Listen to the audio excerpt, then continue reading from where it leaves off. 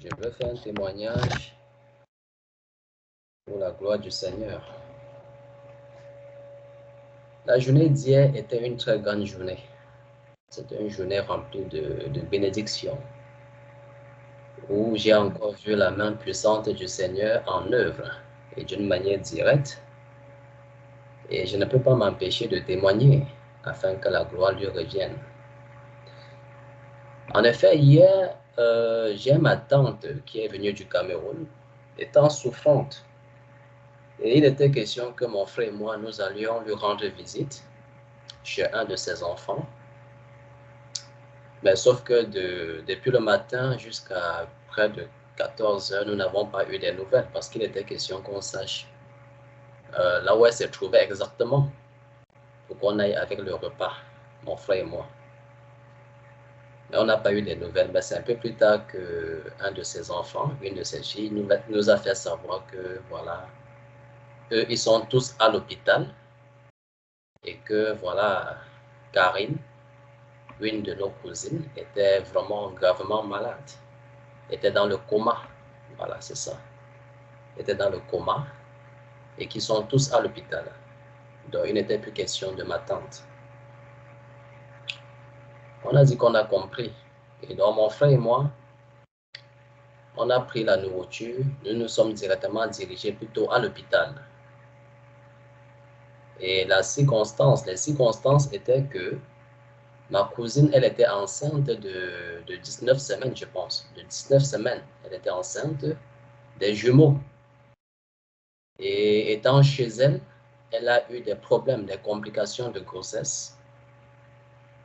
Et lorsqu'on l'a conduit à l'hôpital, il se trouve que il était donc question de soit sauver les enfants, soit sauver elle, ma cousine. Mais la situation était très compliquée parce que par la suite, elle est tombée dans le coma parce que le liquide amniotique était apparemment contaminé et ce liquide est allé jusqu'au poumon. Et c'est ça qui a provoqué le coma. Donc, elle était vraiment inerte. Et aussi, elle a perdu les enfants malheureusement parce qu'on a juste pratiqué ce qu'on appelle on a juste ouvert pour extraire les enfants, les jumeaux. Malheureusement, elle les a perdus et elle-même, elle était dans le coma. Ça, c'est quand nous sommes arrivés à l'hôpital qu'on nous a raconté ceci. Et donc, quand le grand cousin nous a briefé de la situation à l'entrée de l'hôpital, il nous a donc fait entrer dans la chambre de notre cousine qui était allongée. Et lorsque nous sommes entrés dans la chambre, il y avait une des cousines qui était à son chevet avec un téléphone où elle avait mis les prières de Kanguka. Elle a posé à côté de l'oreille de la sœur Karine en question. Dès que nous sommes entrés, mon frère et moi, voilà, la sœur a témoigné que voilà, le truc de Kanguka s'est arrêté. Parce que quand nous sommes entrés comme ça, j'ai vu les orteils de la cousine bouger. Et j'ai vu comment la cousine était en train d'insister sur le téléphone. Elle met encore plein n'importe comment, rien ne marche. Les prières ne marchent plus. Le téléphone est planté, ça reste comme ça. Elle insiste, ça reste comme ça. Donc nous sommes entrés donc en prière parce que nous étions à peu près 5, 6 même dans la chambre. 7 comme ça dans la chambre. Il faut noter qu'on ne tolère que la présence de 3 personnes dans cet hôpital, dans la chambre du malade. Mais nous étions à peu près 7. Donc on a commencé, j'ai posé la main sur le front de ma cousine. On a commencé tous à élever des prières, beaucoup de prières, beaucoup de prières. Et sa main a commencé à bouger, elle bouge sa main, elle bouge. Et j'ai remarqué une chose, qu'ils avaient imposé les trucs de chapelet là comme ça sur elle, les machines, j'ai dit tout ça, ça ne sert à rien. Donc on a beaucoup prié. La cousine, elle bouge, elle fait des réactions. Et parce que la voix portait beaucoup, on priait vraiment à haute voix. Et les machines, apparemment, les machines, ça affectait un peu les machines. Et les médecins sont venus dire que bon, il faut qu'on aille un peu doucement. Donc en ce moment, on a arrêté dans les prières. Et c'était les soins, le temps des soins. Nous sommes donc allés dans le hall, la salle d'attente. Et voilà, la joie venait déjà parce qu'elle a fait des réactions déjà, quoi. Mais par contre, il y avait les bandes sous ses yeux. On avait déjà mis les bandes sous ses yeux comme ça pour fermer. Et étant dans la salle d'attente, la cousine me fait le témoignage que quand nous sommes arrivés justement comme ça, elle, depuis là, elle met les trucs de Kangoka, les prières et ça marche normalement. Tout marche normalement, mais quand nous sommes arrivés, elle a insisté n'importe comment, ça ne mettait même plus play. Ça ne fonctionnait plus et j'ai vu comment elle insistait, ça ne mettait plus play. Elle a aussi témoigné que depuis, elle est seule avec le mari le mari de la cousine, les deux qui peuvent prier.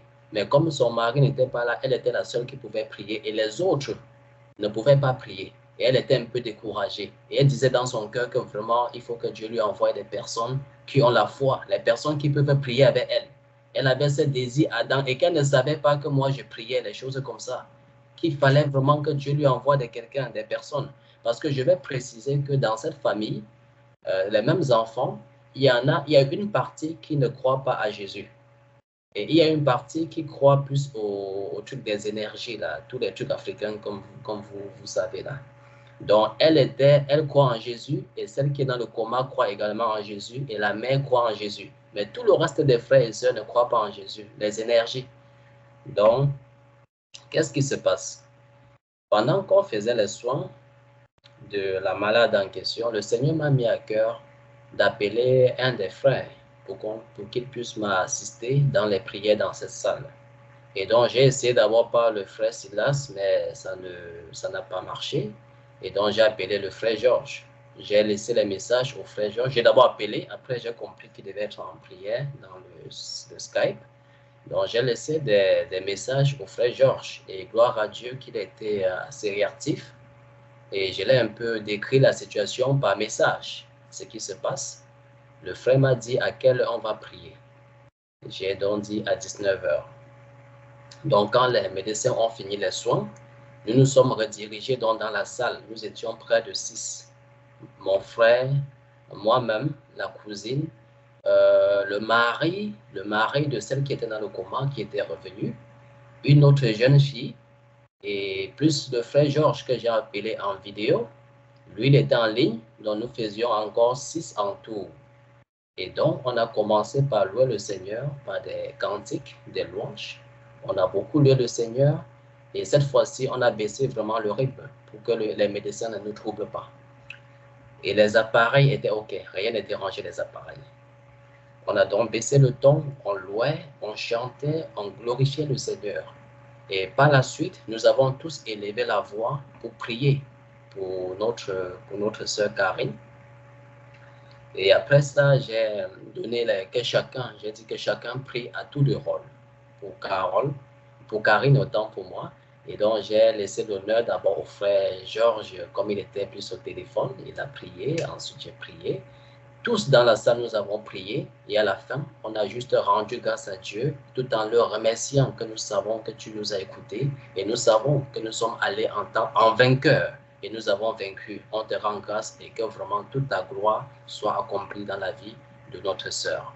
Et quand on a donc fini les prières, on s'est séparé de mon frère Georges comme il était au téléphone.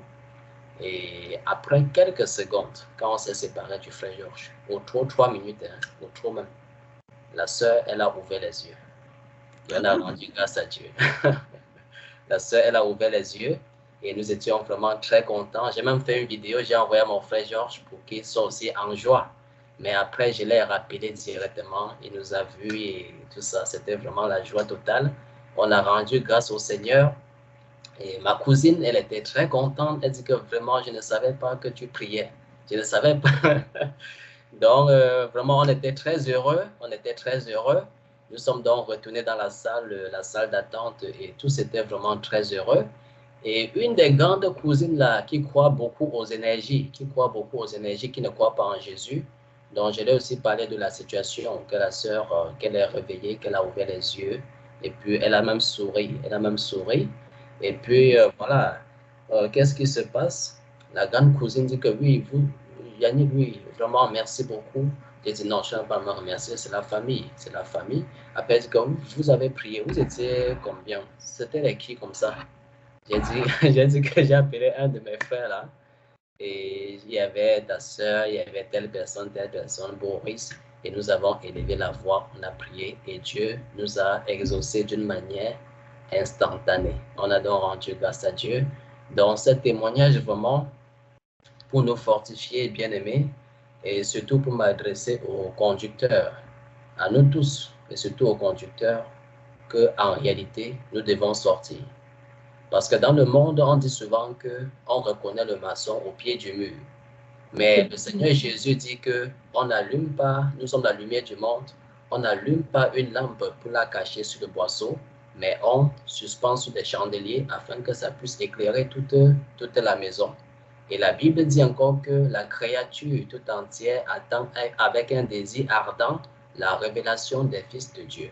Donc vraiment, ceci pour nous encourager et nous dire qu'il est temps que nous puissions sortir pour challenger, parce que le Seigneur nous a équipés, le Seigneur nous a donné d'aller vers les malades, parce que le Seigneur n'est pas venu pour les bien portants, bien sûr.